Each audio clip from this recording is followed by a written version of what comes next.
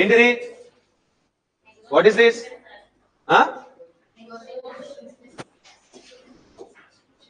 What is the enforcement date? Including ఏనా? Relating to promissory note, bill of exchange, cheque. Okay, దీని అన్నిటికన్నా ముందు negotiable, the నెగోషియబులా? The negotiable the ఉంటుంది. ఎందుకు ది అంటే అర్థం ఏంటి? Only one. నెగోషియబుల్ ఇన్స్ట్రుమెంట్ అంటే ఒకటే కదా ఉంది. ది వెంకటేష్ అనొచ్చా? అంటే ది వెంకటేష్ అనొచ్చా? అనకూడదా? అనకూడదు. The negotiable instrument,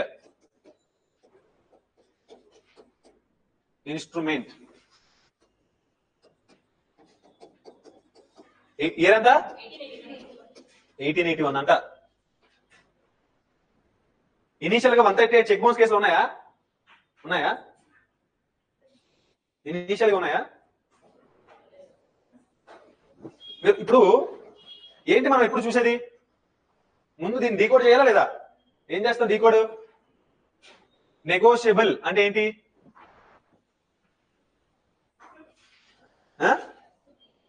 negotiable, transferable,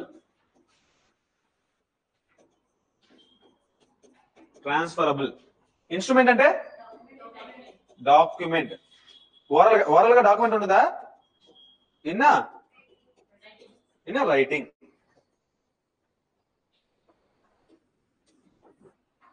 promissory note, bill of exchange, check.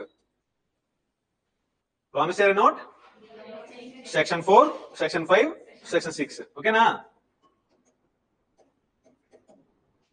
Babu? Definition చాలా ఇంపార్టెంట్.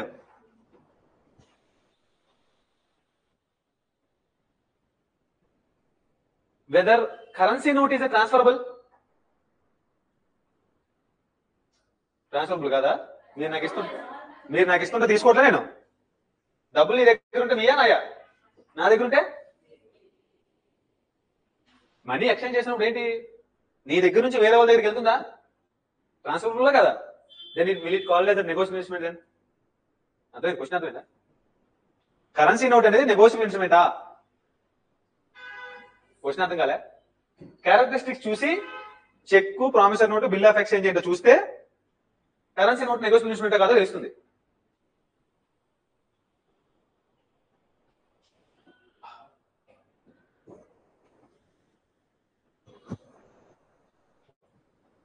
క్రియేట్.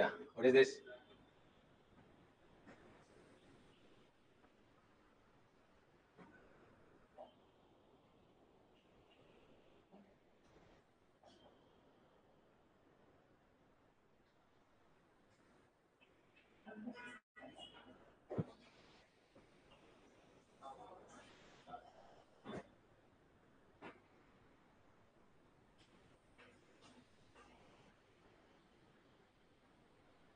ఏది ఇమేజెస్ రావట్లేదు. ఏమండి ఒకసారి చూడాలి.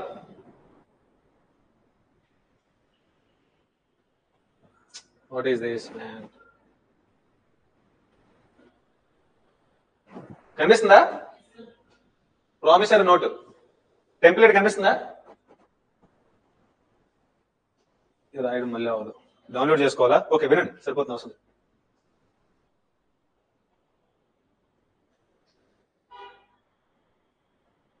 ప్రామిసరీ నోట్ లో ఏముంటుంది?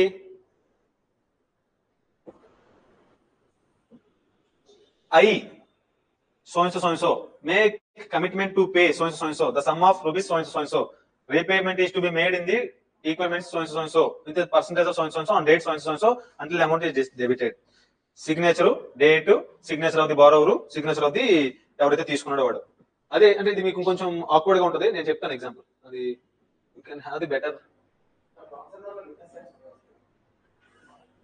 చూద్దాం విట్నెస్ సైడ్లు ఉంటాయో ఉండవు. ఓకేనా?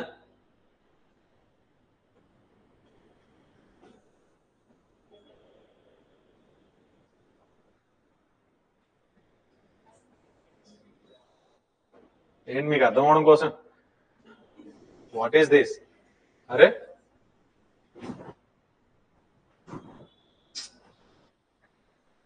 నవ్వకండి మీరు. సింపుల్ ప్రామిసరీ నోట్ రావాలంటే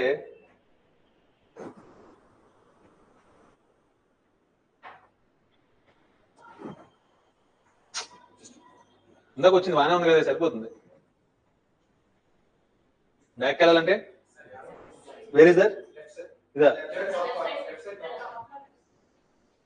ఎస్, సింపుల్ గా ఉంది చూడండి. చూడండి సరిపోతుంది. ప్రామిసరీ నోట్ అని ఉందా? ఈ రెసిడెన్స్ గిసిడెన్స్ తర్వాత పక్కన పెడితే మీరు కాన్సన్ట్రేట్ చేయాల్సింది ఇది పార్ట్. ఏంటంటే అది ఐ మేకర్స్. ఏంటి మేకర్ వచ్చిందా? Very good. చూసారా? ఐ మేకర్స్. చూద్దాం మేకర్ ఏంటి. Agree and promise to pay names or order of sum of rupees so and so with interest so and so on a payable or percentage on or after. అంటే what I mean to say is I'll give you an example now. అదేదో మర్చిపోండి, అర్థం కాకపోయినా. ఓకేనా?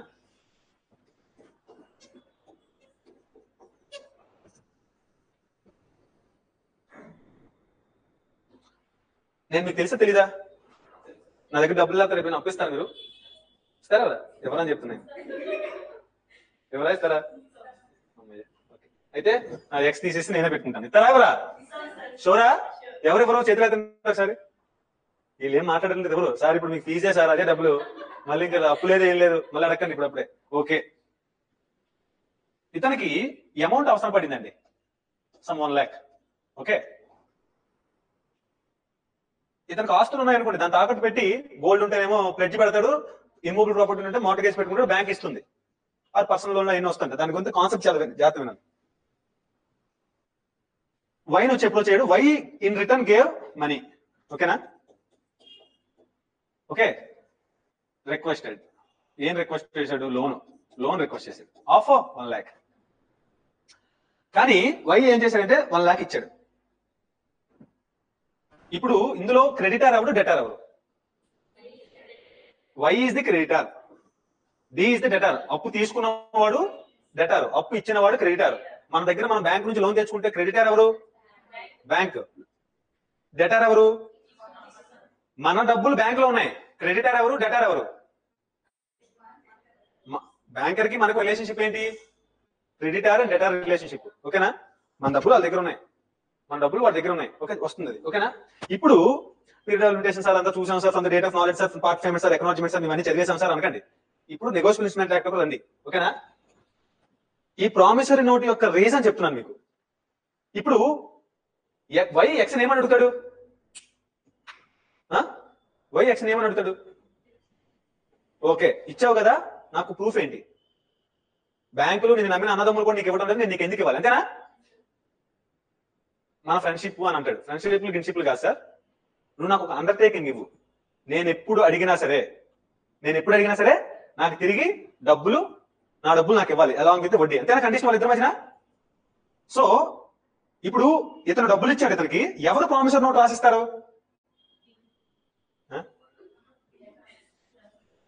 వెంకటేష్ అనే అతను రాసిస్తాడు. మీరు ఎప్పుడు అడిగినా సార్ సంతకం పెట్టి రాసిస్తాను సార్, ప్రామిసరీ నోట్ మీ దగ్గర ఉంచుకోండి సార్, ఒకవేళ రాకపోతే నా మీద కేసు వేసుకోండి సార్ నేను ఇవ్వకపోతే అంటే. అంతేనా? So what I mean to say is, ఇప్పుడు దీన్ని ఇది అన్కండిషనల్ గా ఉంటుందా, కండిషనల్ గా ఉంటుందా?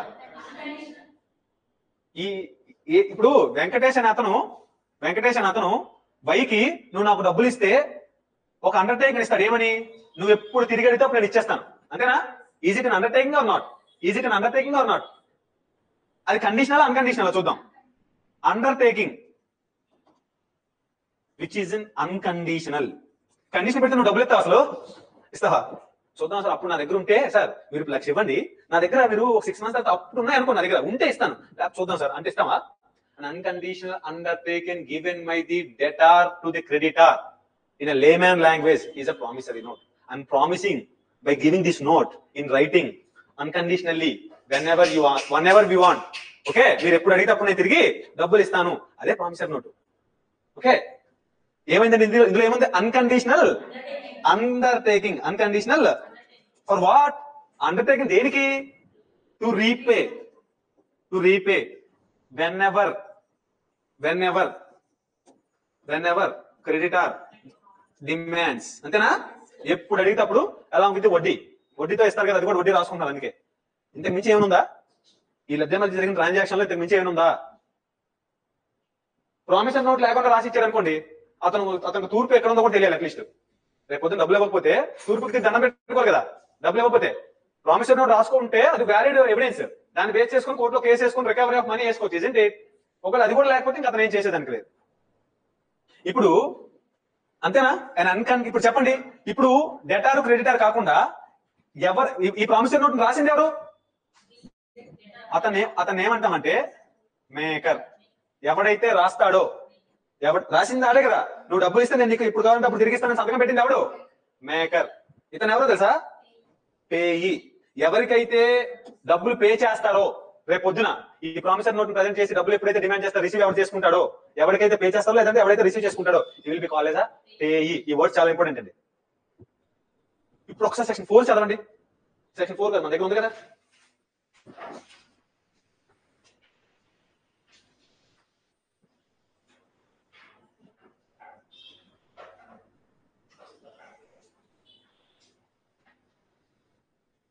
ప్రామిసర్ నోట్ ఒకసారి చూడండి. A promissory note is a legal financial instrument issued by the party and promising definition. A promissory note is an instrument. Instrument కదా? రైటింగ్ లో ఉందా? ఓవరాల్ గా చెప్పుకుంటున్నారా? రాసుకుంటున్నారా? ఓవరాల్ గా ఉందా? In writing containing and unconditional. ఎప్పుడు అడిగితే అప్పుడు తిరిగి ఏ క్వశ్చన్ వేయకుండా నీ డబ్బులు నీకు తిరిగిస్తాను, అంతేనా? అన్కండిషనల్ అండర్టేకింగ్ కాదు అది. Signed by the maker. సంతకం ఎవరు పెట్టేస్తారు? అంతేగాని సార్ మీరు ఇచ్చారు కదా మీరే పెట్టుకోండి సార్ అంటారా? Signed by the maker. Getting my point. The person who received the money, day loan ఎవరు తీసుకున్నాడో వాడు సంతకం పెట్టిస్తున్నాడు. అర్థమవుతుందా సార్? ఈ కూడా చెప్తారా సార్? మీరు ఇలాగా చెప్పడం కదా, ఇది చెప్తే అర్థమైతే రేపు పొద్దున నెగోషియేషన్ యాక్ట్ అంతా అర్థమవుతుంది. మేకర్ అంటే ఎవడు, సైన్ అంటే ఏంటి, ఎండార్స్మెంట్ అంటే ఏంటి, నెగోషియేషన్ అంటే ఏంటి, ట్రాన్స్ఫరబిలిటీ అంటే ఏంటి. ఓకేనా? To pay certain sum of money only to or to the order of a certain person or to the bearer of the instrument. ఏంటి సార్ ఇది? ఇప్పుడు దాకా బాగానే ఉంది కానీ బొమ్మ కనబడుతుంది సార్ ఇది. ఇప్పుడు ఎగ్జాంపుల్ చూడండి.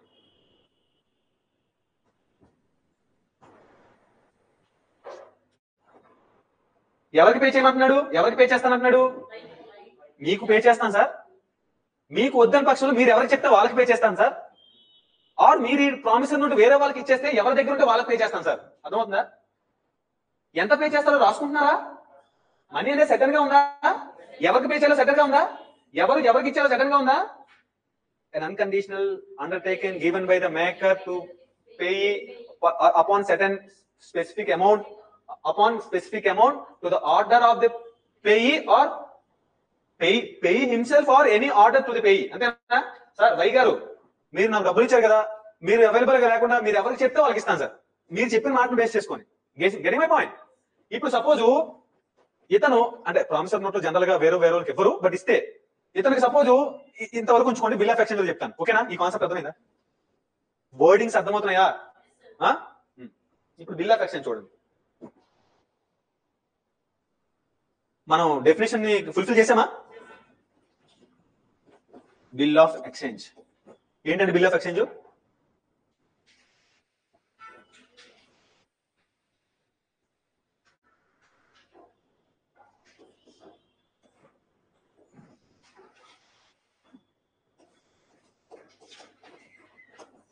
ఏంటిది? ముగ్గురు వచ్చారు సార్. ఏం లేదు సార్, కొంచెం జాగ్రత్త విన్నాను.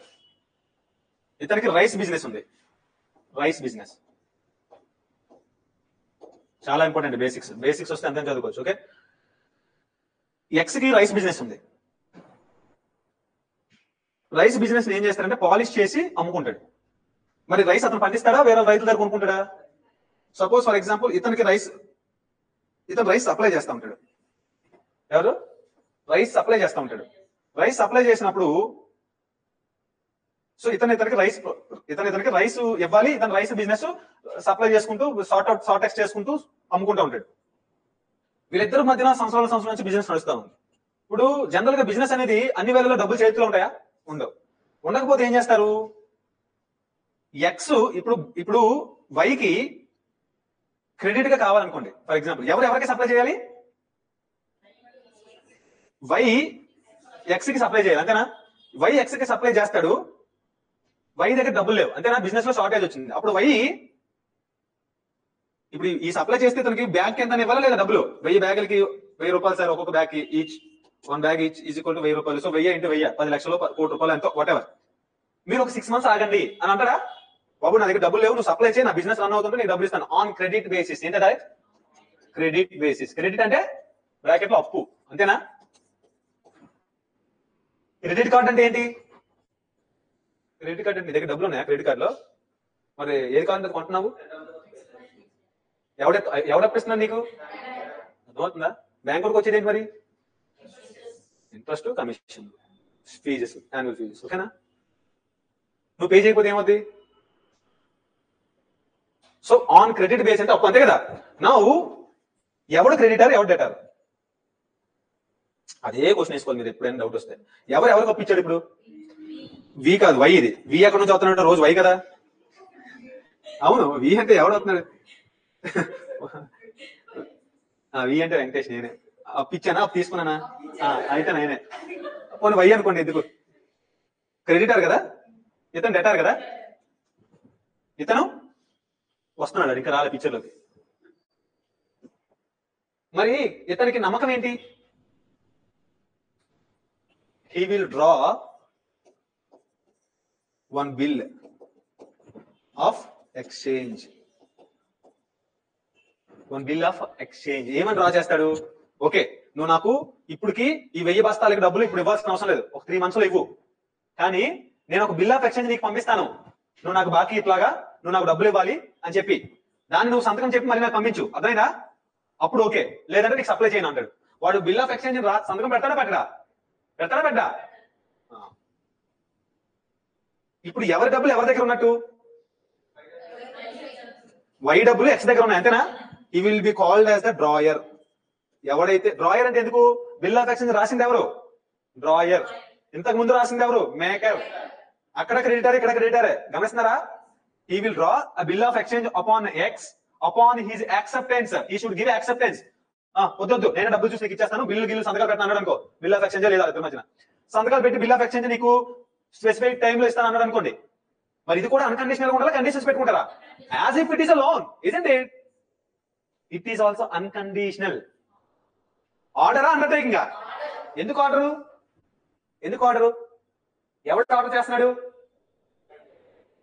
బాబు డెటార్, నేను నీకు ఇప్పుడు ఓకే 3 నెలల తర్వాత వచ్చే మార్చికి ఫస్ట్ డే మార్నింగ్ 10 o'clock కల్లా నా దగ్గర నా డబ్బులు ఉండాలి. I'm giving an order, I'm not seeking any undertaking. Getting my point? అర్థమవుతుందా? A bill of exchange is an order by drawer, unconditional order signed by whom? Drawee, who is the debtor. Unconditional by whom? Drawee, by debtor. Upon if this bill of exchange అనేది upon bill of exchange, ఇంతవరకు ఏంటి? Transaction. ఇక్కడ ఏం జరుగుతుందంటే ఇంకొక transaction, ఇంకొక దాంట్లో ఇతను క్రెడిటారు, ఇతను డెటారు. ఉండొచ్చా? సపోజ్ నేనేమో ఇతనికి సప్లై చేస్తాను, ఇతనేమో మార్కెట్ లో అమ్ముకుంటాడు, కానీ ఇతని దగ్గర డబ్బులు లేవు. ఓకే, అంటే ఇతను అప్పు తీసుకున్నాడు, అంతేనా? ఉంటుందా బిజినెస్ ట్రాన్సాక్షన్స్ లో? అంటే డ్రాయీ అనేవాడు creditor to the drawer, debtor to the payee. ఇతను ఏమంటారంటే పేయి. ఇప్పుడు డబ్బులు ఎవరికి రావాలి? అప్పుడు ఆయన ఏం చేస్తాడంటే, చూడండి, ఇదేమో ట్రాన్సాక్షన్ 1, వీళ్ళిద్దరి మధ్య ట్రాన్సాక్షన్ 2. ఏం లేదు, ఇతను డబ్బులు ఇవ్వాలి, ఈ ట్రాన్సాక్షన్ లో ఇతను డబ్బులు ఇవ్వాలి. Get my point? ఇప్పుడు ఏమంటాడు?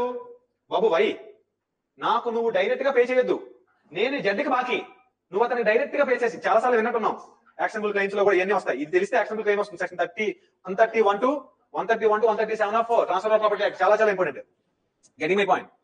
ఇప్పుడు ఏమంటాడంటే, బాబు ఎక్స్, సారీ క్రెడిటర్ రీడ్ కదా, మీరు ఇది చూస్తారేంటి? ఇప్పుడు ఎవరికి డబ్బులు ఇవ్వాలి? వైకి డబ్బులు ఇవ్వాలి. వై ఏం చెప్తారంటే, ఈ ట్రాన్సాక్షన్ మీరు వై క్రెడిటార్ కదా, ఇతను డెటార్ కదా, అప్పు తిరిగి ఎవరివ్వాలి? ఎక్స్ వైకి ఇవ్వాలి. వైకి ఇంకో అదర్ ట్రాన్సాక్షన్ లో వేరే వాడికి ఎక్స్ కి బాకీ పడ్డాడు. Z is creditor and Y is the debtor. Y is the debtor in these transaction. అర్థమైతే నమ్మకం కంగారు పడకండి, నేనేదో డెటార్ అంటే ఈడేంటి? ఒకేసారి క్రెడిటార్ వైకి ఏమో బాకీ, వై దగ్గర నుంచి ఏమో రావాలి, ఎక్స్ కి ఏమో ఇటు పే చేయాలి. వీడు తీసుకొని మళ్ళీ వాడికి పే చేసేది ఎందుకని చెప్పి ఏం చేస్తాడు, బాబు I'm giving an order, unconditional order, నేను చెప్పిన మనిషికి వెళ్ళి డబ్బులు తిరిగి ఇచ్చేసి అని చెప్పి అంటాడా అంట. నాకు ఇవ్వాల్సిన అవసరం లేదు, నేను జడ్కి బాకీ, సో నువ్వు వెళ్ళి ఎక్స్ నువ్వు డైరెక్ట్ వెళ్ళి జడ్కి పే చేసే అని చెప్పేది bill of exchange. Whether he is giving an unconditional order, నువ్వు నాకు బాకీ కదా, నాకు ఇవ్వాల్సిన డబ్బులు వేరే వాళ్ళకి జనరల్ జరుగుతుంటుందా బయట, బిల్ ఆఫ్ ఎక్స్చేంజ్ ద్వారా రాసుకోరు కానీ ఒకరికి ఇవ్వాల్సిన వడ్డీ, ఒకరికి ఇవ్వాల్సిన డబ్బులు ఇంకొకరికి ఇవ్వమని చెప్తారా లేదా? సార్ మీకే ఎందుకు ఇవ్వాలి సార్, నేను మీకే ఇస్తాను సార్, మీకు ఇచ్చినట్టుగానే లెక్క చూసుకుంటాను సార్, వేరే వాళ్ళకి ఇవ్వను సార్ అంటే కుదరదు. ఎందుకు, అన్కండిషనల్ ఆర్డర్. ఇంకా నువ్వు నోరు మాట్లాడకూడదు. నేను ఎవరికి చెప్తాను, నువ్వు రాసి ఇచ్చిన బిల్ ఆఫ్ ఎక్స్చేంజ్ నేను ఎవరికైతే రాసి నెగోషియేషన్ అంటాను, నువ్వు రాసి ఇచ్చింది నేను రాసి నెగోషియేషన్ చేస్తాను, తర్వాత ఏం చేయొచ్చు, వీడు వేరే వాడికి ఇచ్చుకోవచ్చు. జడ్డు ఏకి ఇచ్చారు అనుకో, జడ్ ఏమో ఏకి బాకీ అనుకో, ఏకి ఇచ్చుకుంటారు లేదా, దాని మీద ఏం రాసుకుంటారు, ఎండార్స్మెంట్ రాసుకుంటారు, ఎండార్స్మెంట్ సంతకం పెట్టుకుంటారు. అక్కడ ఎవరి పేరుంటే చూడండి, వాటి మీద ఎవరి పేరుంటే bill of exchange back side తీసారనుకోండి, ఎక్స్ అతనికి ఏ బీకి ఇస్తే బీకి ఇవ్వాలి. అర్థమైందా? ఎవరి పేరుంటే లాస్ట్ పర్సన్ ఎవడుంటే వాడు హోల్డర్ ఇన్ డ్యూ కోర్స్ అంటారు. డ్యూ కోర్స్ రూపంలో అతనికి హోల్డర్ అంటే he is holding the bill of exchange. Last ఎవడుంటే వాడికి రావాలి. బట్ మన ఎగ్జాంపుల్ లో మాత్రం జడ్ వరకు ఆపండి, తర్వాత చూద్దాం. జడ్కి ఇప్పుడు జడ్కి ఇవ్వాలి లేదా, ఎక్స్ తీసుకొచ్చి ఇప్పుడు చూడండి ఒకసారి అది ఇది అర్థమైందా? తర్వాత మిగిలి చూద్దాం క్యారెక్టరిస్టిక్స్ అయింది. బిల్ ఆఫ్ ఎక్స్చేంజ్ ఏంటిది? బిల్ ఆఫ్ ఎక్స్చేంజ్ ఇన్స్ట్రుమెంటేనా, ఇన్ రైటింగ్ ఉందా, అన్కండిషనల్ ఆర్డరేనా? ఎవరెవరికి ఆర్డర్ ఇస్తున్నాడు? మన ఎగ్జాంపుల్ లో వై ఎక్స్ కి ఇస్తున్నాడు టు పే జెడ్, అంతేనా? సైన్డ్ బై ద మేకర్, అంతేనా? Signed by the maker directing a certain person to pay certain some of money. కొంత అమౌంట్ నాకు ఎంత అయితే 1 లక్షలు 2 లక్షలు 10 లక్షలు ఎంత అయితే అంత ఎవరికి ఇవ్వాలో చెప్తున్నాను లేదా? Only to order of the instrument certain person to the bearer of instrument.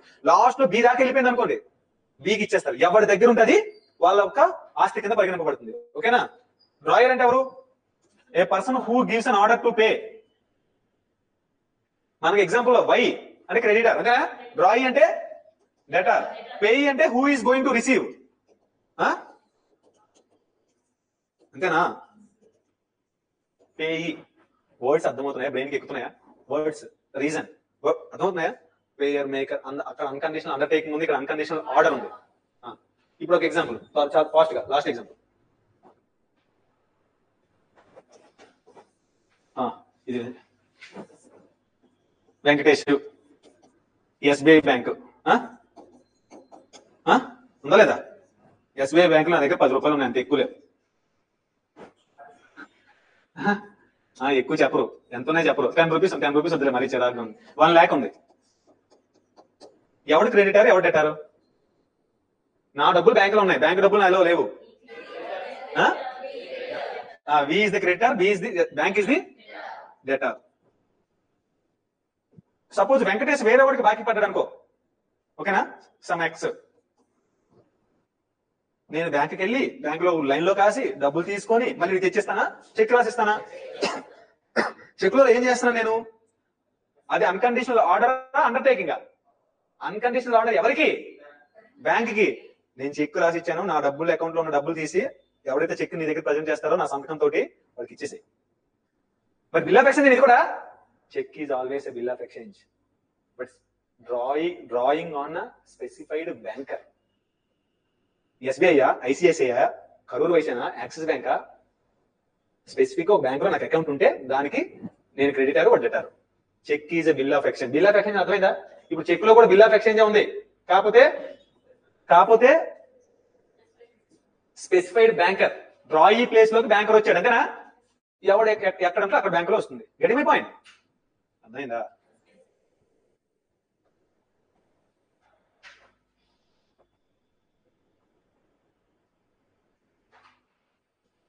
Check is a bill of exchange అంటున్నాడు చూడండి. చెక్ కూడా బిల్ ఆఫ్ ఎక్స్చేంజే, drawn upon specified banker. Specified banker ఎవరు? నా ఎగ్జాంపుల్ లో ఎస్బీఐ. అకౌంట్ లో bank account ఉంటే ఆ అకౌంట్. బ్యాంకర్ కి ఏం చెప్తున్నాను చూడండి, పేయబుల్ ఆన్ డిమాండ్. ఎప్పుడు వస్తే ఎప్పుడు చెక్ నీ దగ్గర వేస్తే నేను చెక్ ఇష్యూ చేస్తానా లేదా? ఇంతకు ముందంటే బిల్ ఆఫ్ ఎక్స్చేంజ్ ఇష్యూ చేసుకుంటాము, మార్చుకుంటాము. ఇక్కడ చెక్ మార్చుకుంటున్నాం, అంతేనా? ఎందుకు? చెక్ ఈజ్ అన్ ఆర్డర్, అంతేనా? Payable on demand. ఎప్పుడు వస్తే అప్పుడు ఇవ్వాలా? చెక్ వస్తే ఒక సంవత్సరం తర్వాత ఇస్తారా? చెక్ ఎప్పుడు ప్రజెంట్ చేస్తే అప్పుడు డబ్బులు ఇచ్చేస్తున్నారు లేదా? And it includes electronic image of truncated cheque, and cheque is the electronic form లో కూడా ఇప్పుడు చెక్స్ వచ్చాయి, డెవలప్మెంట్ అయింది. ఓకేనా? ఇప్పుడు మీకు అర్థమైందా ఏం జరుగుతుందో? Who are the parties in promissory note? Maker and pay. ఇంతకు ముందు అంటే సార్ డెటార్ క్రెడిటర్ అని చెప్పారు, ఇప్పుడు అట్లా చెప్పకూడదు. మనం నెగోషియబుల్ ఇన్స్ట్రుమెంట్ యాక్ట్ లో డెవలప్ అయ్యి వచ్చాం ఇక్కడికి. సార్ మీరు డెవలప్ అయ్యామో లేదు సార్, ఇంకా ప్రాసెస్ లో మీరు కూడా డెవలప్ అయ్యారు. ఓకేనా? ఇప్పుడు ప్రామిసరీ నోట్ లో జనరల్ గా అంటే టర్మినాలజీ అర్థం అవడం కోసం ఎవరి మీద కేసు చేస్తారు అప్పుడు default? Payee has to file A case in court of law upon promissory note upon default. isn't it? అర్థమైందా?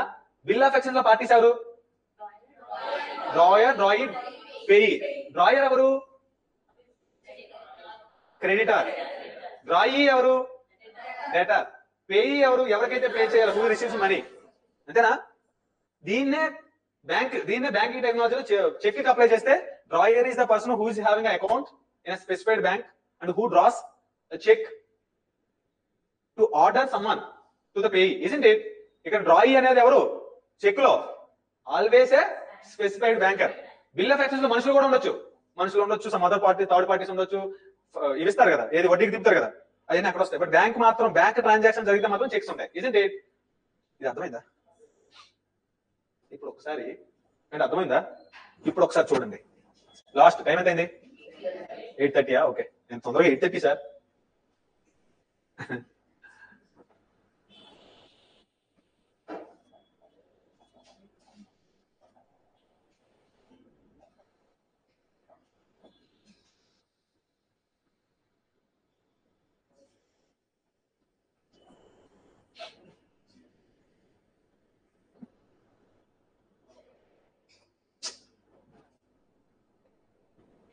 ఏంటి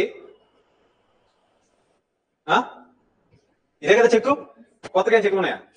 ఇప్పుడు డేట్, ఇది ఎవరి సంతకం? ఇది ఎవరి పేరు? పే. ఎవరికి పే చేస్తాం? Payee name. ఎవరికైతే మనం పే చేయాలో అడగాల. పేయీ పేరు. ఇప్పుడు సపోజ్ పేయీ ఇక్కడ రాసుకోవాల్సింది ఏంటంటే మీరు పేయీ, అంతేనా? స్పెసిఫైడ్ అమౌంటా, అంబిగ్యూటీ అమౌంటా? 1000 రూపీస్. ఎంత పే చేయాలో స్పెసిఫిక్ తెలుసు. సంతకం ఎవరిది ఇక్కడ? డ్రాయర్, అంతేనా? ఈ బ్యాంక్ ఎవరు? డ్రాయి. నేను చెప్పగానే బ్యాంక్ ఎందుకు పే చేస్తుంది అడిగి? ఎవరికో ముఖం కూడా చూసి ఉంటుంది కదా. నన్ను అంటే అకౌంట్ ఓపెన్ చేసేటప్పుడు చూసి ఉంటుంది బ్యాంక్ అంటే బ్యాంక్ మేనేజర్. నేను చెప్పగానే ఎందుకు పే చేస్తుంది? Unconditional order, because my money is lying with the bank. isn't it? And the relationship between me and banker is called as the creditor and డెటర్ relationship. ఎప్పుడైతే అప్పుడు డబ్బులు ఇవ్వాలని చెప్తున్నా లేదా? అందుకు పే చేస్తుంది. చెక్ లీవ్స్ అమౌంట్స్ ఉంటాయి. ఓకేనా?